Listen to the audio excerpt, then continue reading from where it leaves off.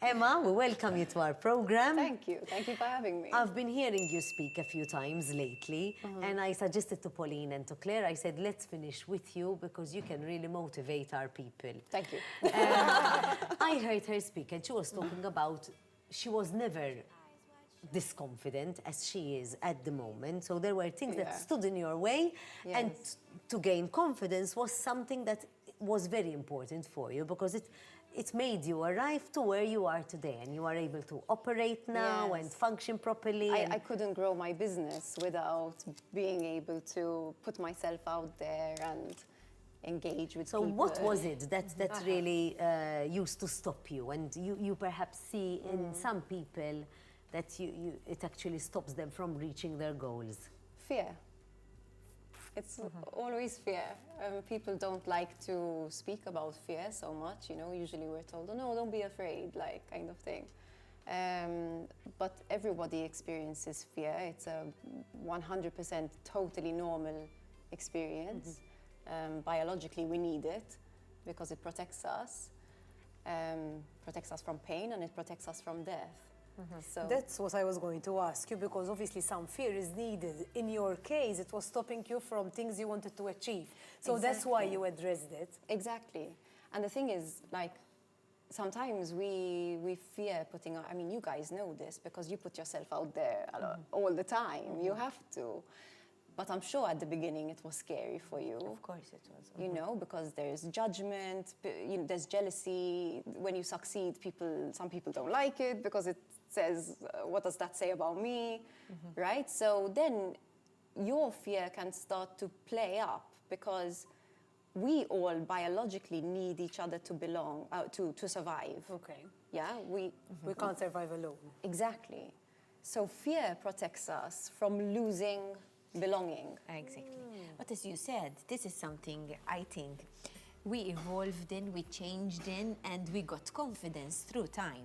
Yes. It didn't happen like that. Yes. So how am I going to convince someone younger, come on, pluck up your courage, forget about fear, concentrate, go for it? Because I still think you have to experience some things to gain the confidence and everything, you know? It's a natural process. progression. It's a process. I think what you're saying is courage is like a muscle. No, you have to work on it. Exactly. You have to keep putting yourself in those scary situations. I think like one of the most important things is having preparation, you know, because a lot of people, you know, there's that saying like, feel the fear and do it anyway. So a lot of people will just jump, but they have no preparation. Like there are certain things that can really support us when you feel afraid. Like, for example, the way you hold yourself in your body. Fear tends to stop you and tends to make your body want to go inwards. And it makes your breath go shallow. So a way you can support yourself is open up, breathe, smile. Does this actually apply to people who, for example, are thinking, look, in next year I want to be healthier. I want to, for example, have more balance in my life, because I think, more or less, I'm sure everybody have their own personal objectives to reach, but these are quite common amongst what I hear. You know, people want to be a bit healthier, they want to be less stressful, have more balance in their life. They may be hearing you say, but I don't have fear about these things. But how do I go about reaching these type of objectives? Okay, that's a really good question. And yes, at New Year's, like, resolutions are everywhere, right? And it's a good time because it's like you're closing a year, it's a good time to reflect. You know, what did I like about this year? What didn't I? What do I want more of? What do I want less of? So it's a great time. And it's true, if you think about like, okay, I want to get fitter. Like, why would there be fear in that? And in fact, I don't have the answer for you right now. It's not on the tip of my consciousness, but there's a science to achievement.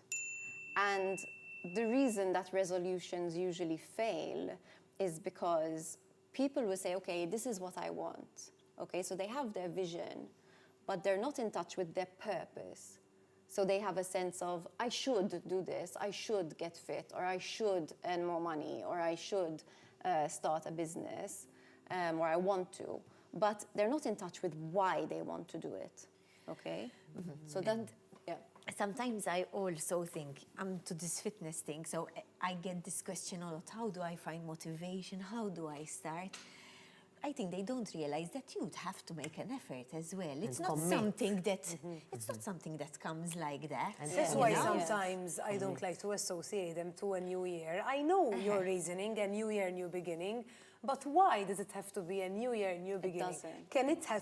Can it happen now? I want Of it course, now. of course it can happen So I want now. to do it now. Yes, Sometimes yes. instead of, for me, it's like a put off, it's a new year. I want it now and I want to start it from now, not even tomorrow, now. Now, I'm yeah. not taking this because I'm starting from, Yeah. it's like that for me. I'd rather do this road than it's tomorrow or next Yes. week or on Monday. For me, New Year's became significant because once I went to a workshop where we spoke about, creating a ritual where you could assess where you are in your life and the goals you want to create.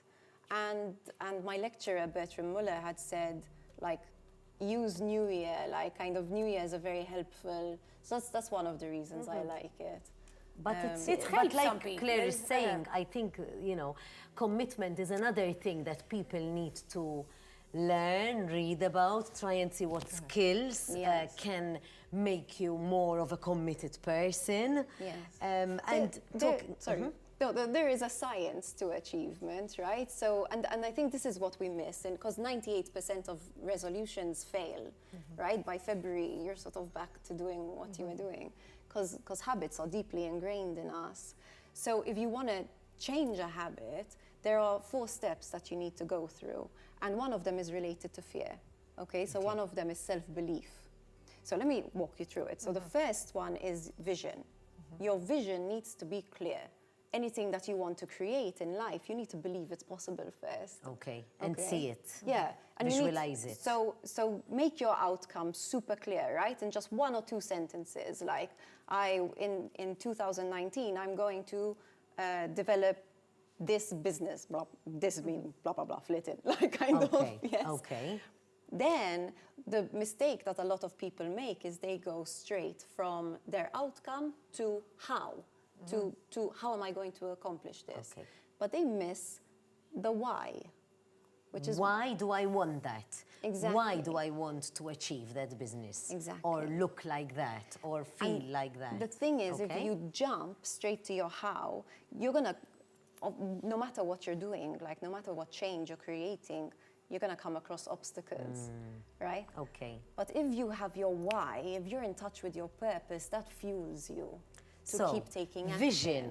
Vision. Why? Then how? Exactly. So that's your strategy. Okay. And your strategy can adjust, right? Because then you measure it and you see, okay, is it working? Is it not? And you can adjust it or whatever. Okay. And Then there's self-belief. We have to address our self-belief. This is where fear comes in. So, if I believe I can't, I won't. The talk that you saw me give, right? yes, there was a really particular exercise, and in fact, maybe we can invite people and close with it. That something like this, if people are really serious about committing to a project or an objective that they have, they need to start doing something about it, whether it's research, whether it's practicing these skills. And I was intrigued to hear a few weeks ago that you were going to give this workshop in January. Yes. So before we close, because we're to the end of our program, Okay. tell us if a little bit about the workshop. How can people achieve what they want through a workshop? Okay, so at this workshop, this is what we'll do. We'll go through the science of achievement, okay? Because when you follow these 4 steps, you will achieve what you want. I've used them several times, and I always achieve what I want when I use these steps. So we'll go through creating your vision, we'll make it very clear. We'll go to your why, so we'll reconnect with your purpose. We'll go to your how, and we'll address your beliefs. Because if your beliefs aren't serving you, right? We're all pre-programmed. When we were kids, we had certain experiences. They taught us certain things about ourselves. So if I had a bad experience with people or several bad experiences, I might end up thinking, oh, people don't like me. Let's say I was bullied at school or something, Okay, and I end up thinking, I'm not likable, that's really going to affect the way I am in the world. And that's going to affect the kind of experiences I have. But if you believe, then if you address the belief that's underneath it, and yes, I'm lovable actually, that changes the way you are with people. So may anyone who wants to go in this direction of achieving start from somewhere. This is a good opportunity. It's not the only way. There are different ways that one can achieve certain things. There are workshops, there are books, there are people that you can meet that can transform and change your life and the way you think. Exactly. But Thank this you. is a very good opportunity, and anyone who wants more information will have it on our Facebook page. Thank you. January, Thank you. it's a day workshop. It's an afternoon workshop. An afternoon. It's 19th of January. Excellent. Yes. Thank you very much. Well, Emma. Happy New Year. Thank you. Happy New Year.